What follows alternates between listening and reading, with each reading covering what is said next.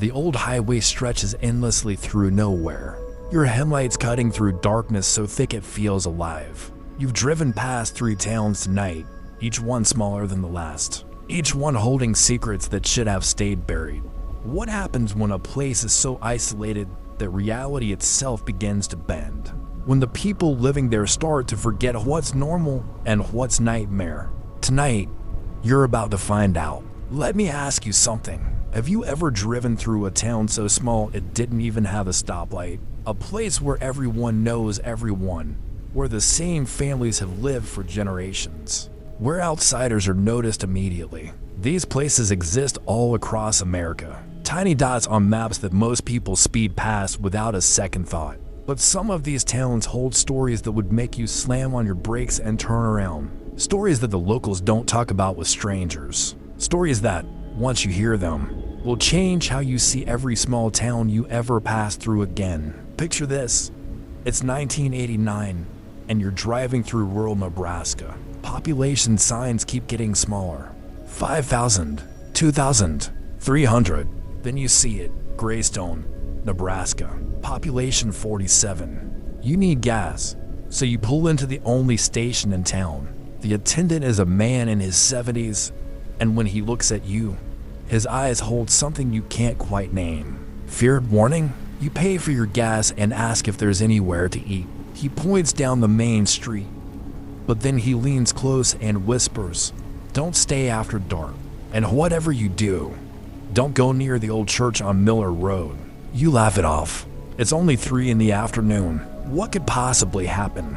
The first story takes us to the very town, to an incident that the FBI investigated but never officially solved, to a mystery that involves 17 people who simply vanished in a single night. But before we get there, you need to understand something about small towns. When populations dwindle, when young people leave and only the old remain, when the nearest police station is 40 miles away, things can happen that would be impossible in cities. The social fabric tears differently. The rules bend, and sometimes something dark slips through the cracks. Greystone had been dying for decades. The railroad stopped coming through in 1965. The grain elevator shut down in 1978. By the late 80s, the town consisted of 16 houses, one general store that doubled as a gas station, a post office that was only open 3 days a week, and the abandoned First Presbyterian Church on Miller Road. The church had been empty since 1982 when Reverend Malcolm Thorne died under circumstances that the county coroner listed as accidental despite evidence suggesting otherwise. But that's another story, one we'll come back to. On October 23, 1989, a traveling salesman named David Pritchard stopped in Greystone. He sold agricultural equipment and made his living driving through forgotten towns. Just like this one, David kept meticulous records, a habit that would later prove crucial to investigators. His journal entry for the day started normally enough, arrived Greystone to 47 p.m. Strange place quiet. To quiet. Met with Jay Holloway at his farm regarding new thresher. He seemed distracted, kept looking at the tree line. Asked me twice if I'd seen anyone on the road coming in. When I said no, he looked relieved. Deal fell through. He said he couldn't afford it, but I saw a new truck in his barn. Something's wrong here. David decided to stay the night. The nearest motel was in Elkhorn, 60 miles east, and a storm was rolling in. A woman named Margaret Crenshaw rented him a room above her general store. In his journal, he wrote, "Mrs. Crenshaw, very nervous, kept asking what time I planned to leave tomorrow. When I said early, she smiled, actually smiled with relief. She's scared of something. The whole town is scared. I can feel it. Decided to walk around before dinner. Maybe I can figure out what's going on." What David discovered in that walk would haunt investigators for years. He found that every single house in Greystone had new locks on the doors. Not just new, but excessive. Deadbolts, chains, even some with wooden planks leaning against them from the inside, visible through windows. He found that despite it being dinner time, not a single light was on in any home. People were eating in darkness. He He found scratches on doors and window frames, deep gouges in the wood that looked like something had been trying to get in. And then he found the church on Miller Road. His journal entry becomes frantic here, the handwriting shaky. The church is wrong. Every window is painted black from the inside. The door has been sealed shut with what looks like concrete or plaster. Someone has carved symbols into the walls, dozens of them, covering every exterior surface. They're not satanic or anything I recognize. They look older, primitive, and underneath the front window, someone spray painted in red. Do not open. Never open. They are still inside. I heard something moving in there, a scratching sound, like fingernails on wood, coming from everywhere at once. I need to leave. I'm leaving now. But David didn't leave. Whether curiosity kept him or the worsening storm, we'll never know. He went back to his room above the general store. His final journal entry is timed at 11:43 p.m. Everyone is screaming. All at once, everyone in town is screaming. I can hear them through the walls, through the floor. Mrs. Crenshaw is screaming words I can't understand. I looked out the window, and the church on Miller Road, it's open. The door is open. The black paint on the windows is cracked, and something is coming out. Things that used to be people, things that move wrong. They're walking toward the houses. Everyone is screaming. They're inside now. I can hear them downstairs. Mrs. Crenshaw stopped screaming. Oh God.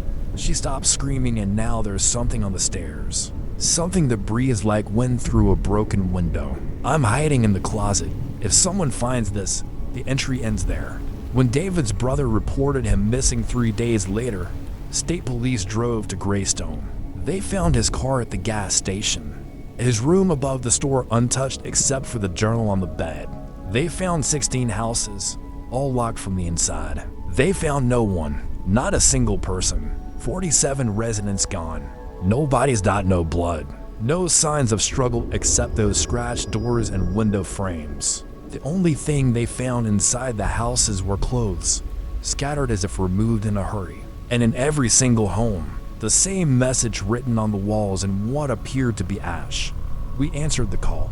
The church on Miller Road was open, the seal broken from the inside. The interior was empty except for 17 chairs arranged in a circle in the nave. On each chair was a name tag. 16 bore the names of Greystone residents. The 17th said witness. That chair had David Pritchard's wallet on it. The FBI investigated for 8 months. They found no explanation. The symbols carved into the church were analyzed by linguists and archaeologists.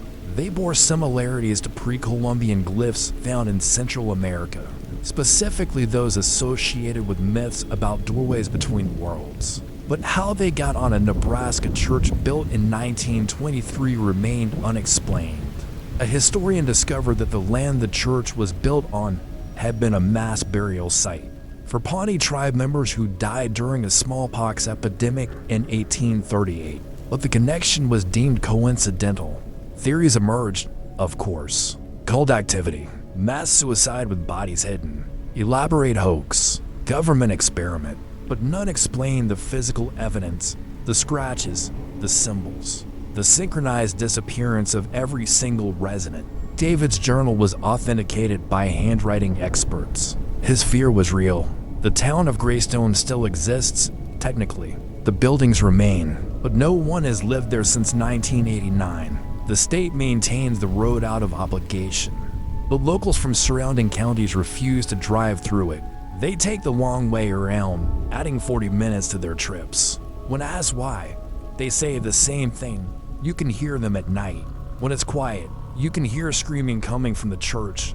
And sometimes, if you're really unlucky, you hear them answering. Ask yourself this: what could make an entire town vanish in a single night? What could create fear so absolute that people would rather seal themselves in their homes in darkness than face what was outside? And what was in that church that required sealing with concrete and dire warnings? Now, let me take you to our second story. This one unfolds in the mountains of West Virginia, in a town called Ashford Hollow. Population 93. The year is 2003. The story involves children, though not in ways that break our rules. It involves something called the changeling game, And by the time authorities understood what was happening, it was far too late.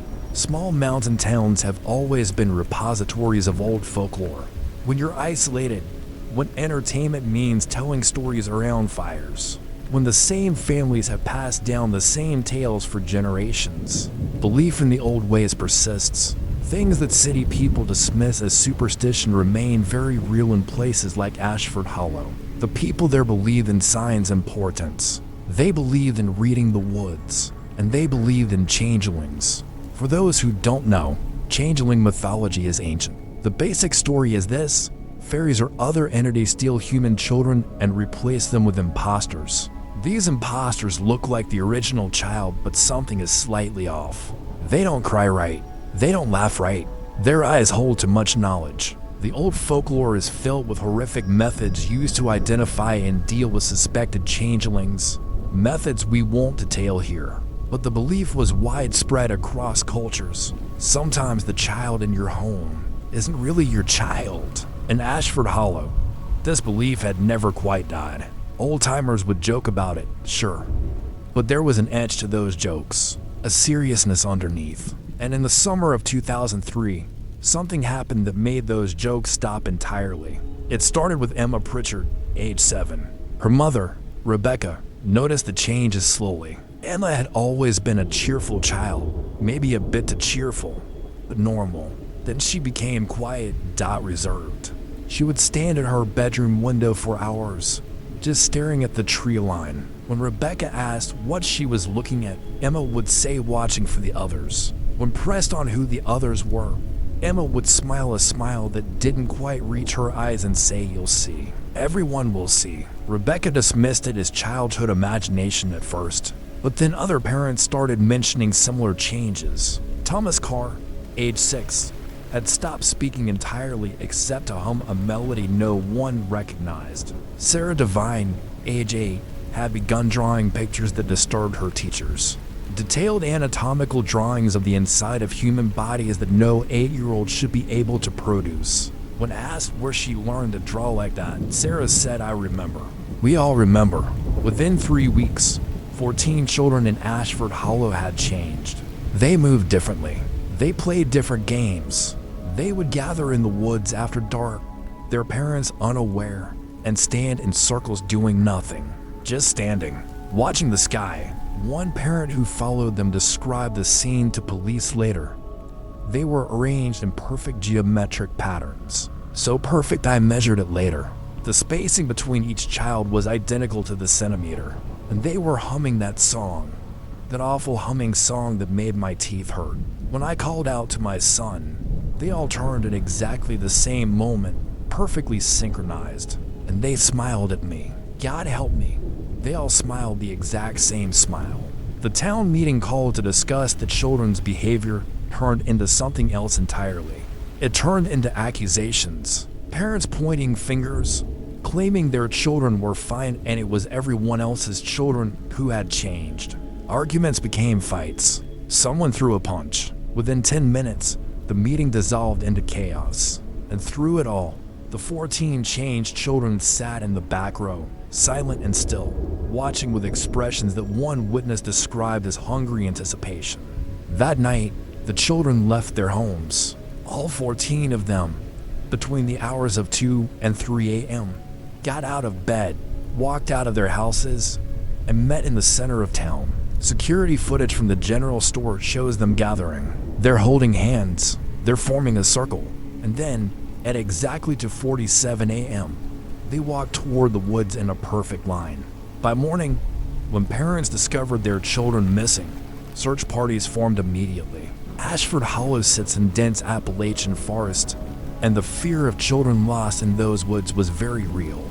They found the children 6 hours later, 3 miles from town, in a clearing that locals called the Dead Grove because nothing grew there. The soil had been tested years ago and found to have unusually high heavy metal content, rendering it sterile. The children were arranged in that same circle. They were unconscious but unharmed. When they woke, they had no memory of leaving their homes or walking to the clearing. They seemed confused, disoriented, and strangest of all, they seemed like themselves again. Emma Pritchard was cheerful. Thomas Carr was talking. Sarah Devine's drawings returned to normal stick figure houses and smiling suns. The parents were relieved. The town wanted to forget it happened. But then the other children started changing. Within a week, children who had been normal before began exhibiting the same behaviors the first 14 had shown. Standing at windows, humming that song, drawing impossible things. But the original 14 remained normal. They showed no memory of their change period. When asked about it, they looked genuinely confused. It was as if whatever had been in them had moved on to new hosts. This cycle repeated 3 times over 2 months. Different children each time. Always 14. Always the same behaviors. Always ending with a midnight walk to the dead grove. By the 3rd cycle, parents were terrified. Some began keeping their children locked in their rooms at night. Others left town entirely, moving in with relatives in cities hours away. The population of Ashford Hollow dropped from 93 to 61 in 6 weeks. Psychologists were brought in. They diagnosed mass hysteria, shared delusion, environmental toxins affecting developing brains. Tests were run on the water, the soil, the air. Nothing conclusive was found.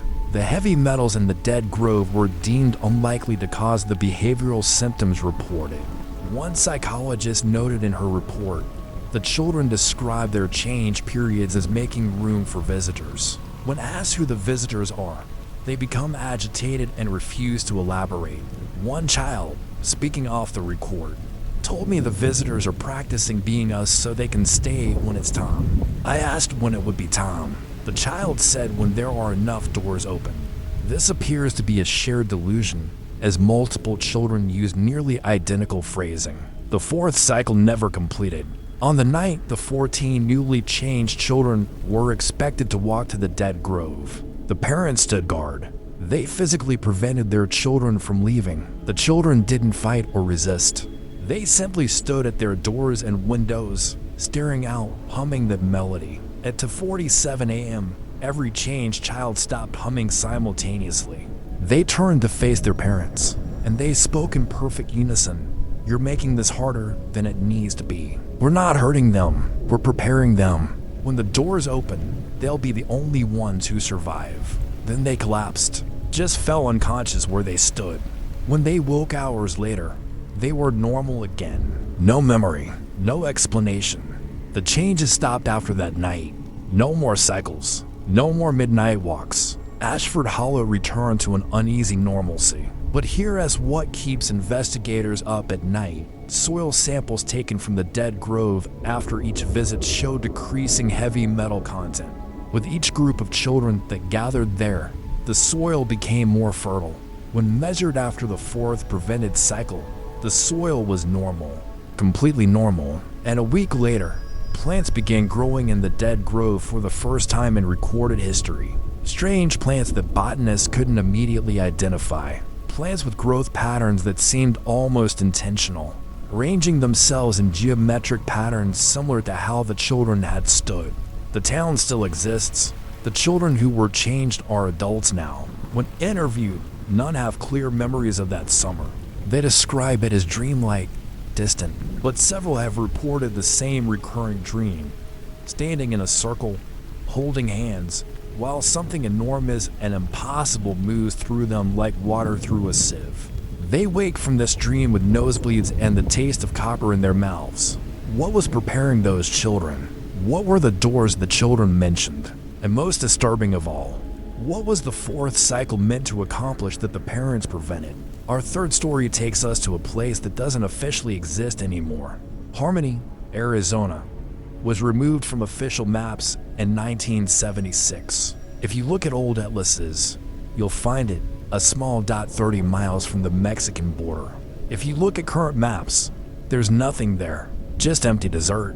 But the town remains, buildings intact, and the story of why it was erased is one that the government would prefer stayed buried. It's 1974. Harmony has a population of 112, most working at the copper mine that has been the town's economic lifeline since 1923. The mine runs deep, over 2,000 feet into the earth, following a vein of copper so rich that it made several people very wealthy. But the miners who worked there had always reported strange things, sounds that didn't belong, sections of tunnel that felt wrong, where electromagnetic equipment would malfunction and compasses would spin aimlessly. The mine foreman, a man named Carl Dutton, kept incident reports. These reports, obtained through Freedom of Information Act requests decades later, made for disturbing reading. Multiple miners reported feeling watched in certain tunnels. Others described finding tools arranged in patterns they didn't create, geometric designs that seemed intentional. One miner reported seeing handprints on the tunnel wall that, when measured, showed 6 fingers instead of 5. Carl dismissed most of this as the paranoia that comes from spending hours underground in darkness. Then they broke through to the cavity. On March 15, 1974, a routine expansion blast opened a section of rock that the surveys had indicated should be solid. Instead, they found a chamber, a massive underground cavity, roughly circular, approximately 300 feet in diameter. The walls were smooth, too smooth to be natural, and covering every surface were markings. The mining company brought in a geologist from the University of Arizona. Dr. Sarah Chen's report describes her initial survey. The cavity appears artificial, though created by methods I cannot identify. The smoothness of the walls suggests sustained high heat, but there is no evidence of volcanic activity in this region. The markings are extensive and appear to follow mathematical patterns. They're not petroglyphs or known Native American art. They predate human habitation of North America by my estimation, though I acknowledge this seems impossible. What troubles me most is the air in the cavity. It has a higher oxygen content than it should, and preliminary samples show the presence of complex organic compounds that don't match anything in our database. The mining company wanted to keep working to mine around the cavity, but the miners refused. They reported that being near the cavity made them feel sick, headaches, nausea, a sense of profound wrongness. Some described it as reverse vertigo, feeling like they were being pulled upward instead of down. Work stopped in that section of the mine. 3 days later, the children of Harmony started sleepwalking. All of them, every single child under the age of 12, 14 children total, would rise from their beds between midnight and 1 a.m. and walk toward the mine. Parents had to lock their doors and windows to keep them inside. When prevented from walking, the children would stand at windows, pressing their faces against the glass, staring toward the mine entrance visible on the hill. Drive.Chen returned with a larger team. They descended into the cavity to conduct extensive studies. What they found defied explanation. The organic compounds in the air were structurally similar to amino acids but arranged in configurations that shouldn't be stable. The mathematical patterns on the walls, when analyzed by a mathematician brought in from Mint, appeared to be describing spatial dimensions beyond the standard 3. And in the exact center of the chamber, carved into the floor, was a perfect circle 6 feet in diameter. When they attempted to take her samples from within this circle, every drill bit broke. Regardless of material, the research team spent 2 weeks in the cavity. Their final report was classified, but sections have been leaked over the years. They described finding what Dr. Chen called evidence of habitation by unknown entities. Tool marks that didn't match human hands. Residue that contained elements in isotopic ratios that don't occur naturally on Earth. And strangest of all, they found writing, actual written language, covering a section of wall in the deepest part of the cavity. The linguist on the team, Dr. Robert Marsh, spent days analyzing it. His conclusion: this writing system shares structural similarities with Proto-Indo-European languages, suggesting common ancestry, which is impossible given the apparent age of this cavity. More disturbing is the content. We've translated approximately 30% of the text. It appears to be a warning. The phrase "they sleep beneath" repeats throughout. Another common phrase translates roughly to "do not wake the deep dreamers" or possibly "do not dream deeply." The grammar is ambiguous. On April 2, 1974, at 11:43 p.m., Every resident of Harmony reported hearing a sound. Witnesses described it differently. Some said it was like singing, impossibly deep. Others described it as mechanical, like vast gears turning. A few said it sounded like breathing, the intake and exhale of lungs larger than buildings. The sound came from the mine. It lasted for exactly 17 minutes. During those 17 minutes, every child in Harmony fell into a coma-like state. They couldn't be woken, though they were breathing and their hearts were beating. The children woke at dawn, all at once. They seemed normal, but their parents noticed something. The children wouldn't go near the mine anymore. They wouldn't even look at it. When asked why, they would become agitated and refuse to answer.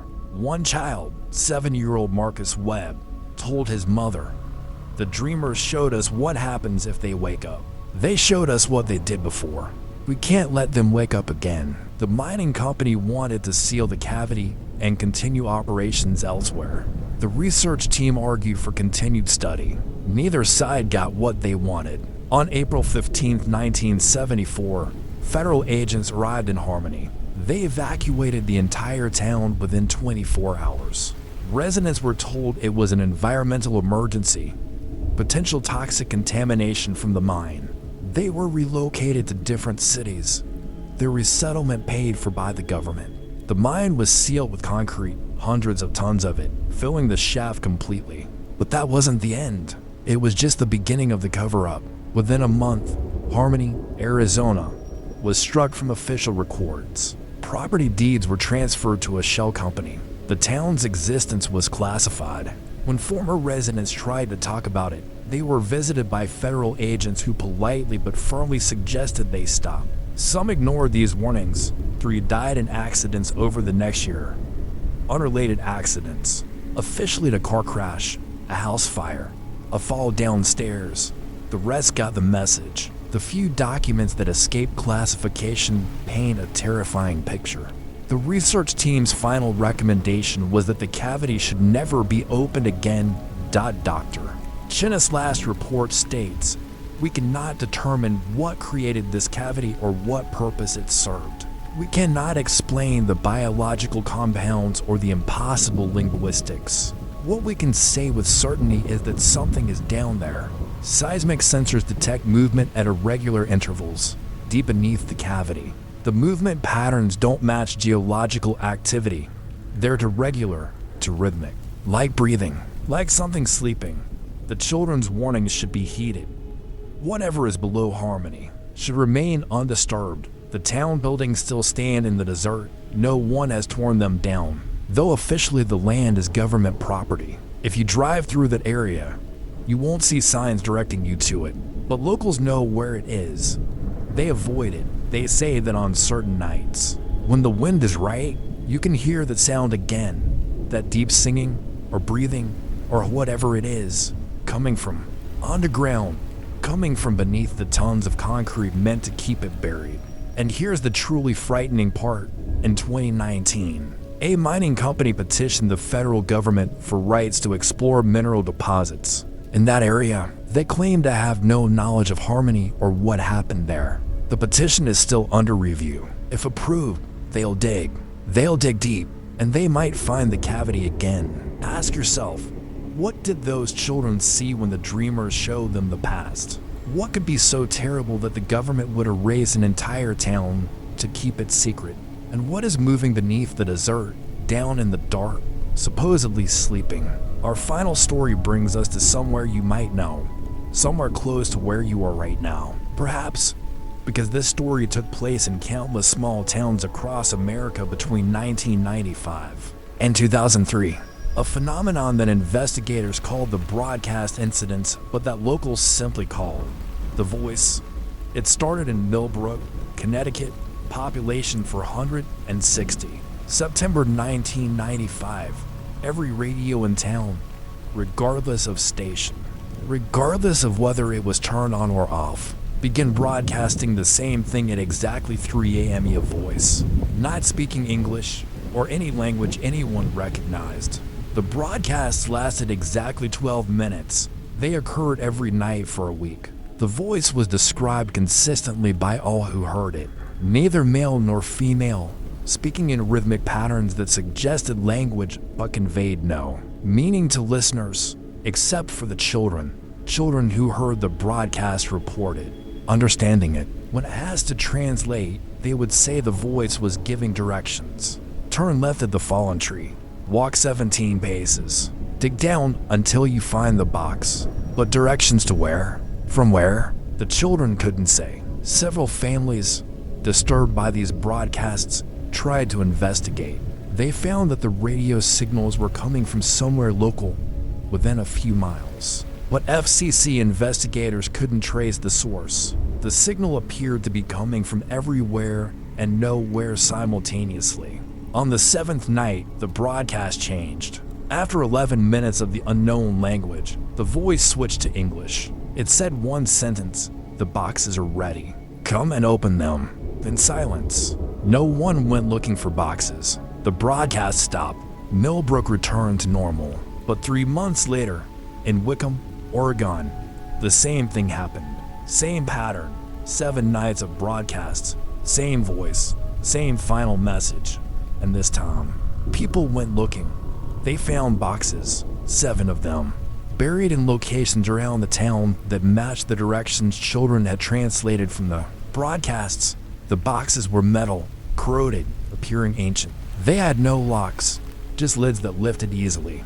Inside each box was the same thing: photographs. Old photographs dating from the early 1900s. The photographs showed the towns where they were buried, Wickham in this case.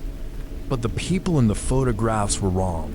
In every photograph, the people had no faces. Not blurred, not obscured, simply absent. Smooth skin where features should be. Yet they were going about normal activities, standing in family groups, working at shops. One particularly disturbing photograph showed a faceless bride and groom at their wedding, surrounded by faceless guests, written on the back of each photograph. In handwriting that analysis suggested was from the time period shown, was a single sentence: "This is what we became when we answered." The broadcast spread, town after town, always small towns, always populations under 1,000. The pattern was identical: 7 nights, unknown language, children could understand. Final message about boxes: each time, boxes were found, each time. They contained photographs of faceless people. By 2001, over 40 towns had experienced the broadcasts. Federal investigators were baffled. The FCC was involved. The FBI opened a task force. They could find no source for the broadcasts. No connection between the affected towns. No pattern to their selection. The only commonality was size. The voice only spoke in small towns. The breakthrough came from an unexpected source. A librarian in Ashford, Massachusetts, one of the affected towns, was researching local history when she found something. In 1923, each town that later experienced the broadcast had hosted a traveling show. The show was called The Future Voice and was run by a man named Ezekiel Cross. The show's premise was simple. Cross claimed to have invented a radio that could receive broadcasts from the future. For 25 cents, townspeople could listen to this radio and hear messages from their future selves. Newspaper accounts from the time described the show as popular. People reported hearing voices that sounded like older versions of themselves, giving advice, sharing warnings. Some claimed the radio helped them avoid tragedies by forewarning them of accidents or illnesses. But the show only lasted 3 months before Ezekiel Cross disappeared. No records exist of him after April 1923. The librarian found something else. Photographs from 1923 showing attendees of Cross's show. Every photograph from after people had listened to the Future Voice radio. The people had no faces. But contemporary newspaper accounts described these same people normally, suggesting the facelessness only appeared in photographs, not in person. Cross left behind one document, found in a hotel room he'd abandoned, a journal.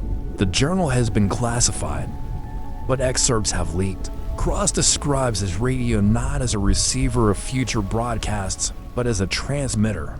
He wasn't letting people hear the future. He was sending them into it. The journal's final entry. They're not becoming faceless. They're being replaced. The voice I've been channeling isn't from the future. It's from somewhere else. Somewhere that wants doors. I've opened 47 doors across America. I can hear them thanking me. Through the radio now. Telling me what comes next. The boxes must be buried. The children must be taught to listen. In 72 years, the harvest begins. I'm so sorry. I thought I was helping. 72 years after 1923 is 1995, the year the broadcast began. The broadcast stopped in 2003. No explanation. They simply ceased. The FBI task force was dissolved. The investigation closed as unsolved. But people in those 47 towns remember. They remember the voice. They remember the boxes. And they remember what the children said after hearing the broadcasts. After understanding that unknown language, the children said the voice was teaching them how to recognize when someone had been replaced, teaching them how to tell the difference between a real person and something wearing a person's shape. The children said it was important to learn because soon, very soon, there would be many replacements. The voice told them that the doors Ezekiel Cross opened never closed. They've been waiting, growing wider. And when they're wide enough, the harvest crossroad about will begin. Those children are adults now. They're in their 30s and 40s. Some have moved away from their small towns. Others stayed. When interviewed, they describe the same recurring feeling, certainty that someone they know has been replaced. A parent, a spouse, a friend, someone who looks right, sounds right, but is fundamentally wrong in ways they can't articulate. They've learned to live with this certainty, this paranoia. They've learned not to talk about it, but they all report the same thing. The feeling is getting stronger, more frequent. More people feel wrong, and sometimes, late at night, they still hear it, that voice, speaking the language they understood as children and still understand now, even though they wish they didn't. The voice is counting down. The voice is saying it's almost time. The voice is saying the doors are finally wide enough in 2019. An urban explorer found one of the boxes buried near Millbrook. It had been dug up and left open. Inside were new photographs, recent photographs, digital prints, showing people from Millbrook, current residents, going about their daily lives. In every photograph, the people had no faces. The photographs were dated from the week they were found. On the back of each, in fresh handwriting, was written, "The replacement is complete." So here's my question to you. The question you need to ask yourself. Have you ever felt that someone you know isn't quite themselves anymore? Not sick, not different in an obvious way, but fundamentally altered in some way you can't name. Have you noticed small towns that seem to quiet, to empty, even for their size? And if you live in or have driven through a small town, have you ever wondered what's beneath it? What doors might have been opened that you can't see? The four stories I've shared tonight aren't isolated incidents. They're connected by threads of something incomprehensible trying to push through into our reality. They're connected by small towns where the fabric of normalcy is thin enough to tear. They're connected by children who see and understand things adults have learned to ignore. Greystone taught us that communities can vanish when they open doors they shouldn't. Ashford Hollow showed us that our children might be preparing for something we can't comprehend. Harmony revealed that ancient things sleep beneath us, waiting. And the broadcast incidents prove that whatever is trying to come through has been patient, methodical, working for over a century to create the conditions it needs.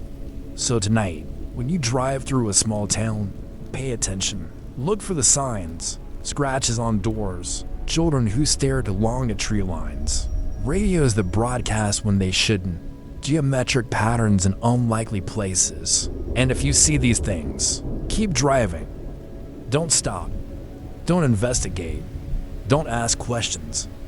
Because in small towns, some questions have answers that will change you. Some doors, once noticed, can never be unseen. And some voices, once heard, will speak to you forever. The highway stretches on through darkness, You still have hours to drive. And ahead, you see another town, smaller than the last. Its few lights flickering like dying stars. Your gas tank is getting low. You'll have to stop. Eventually, won't you?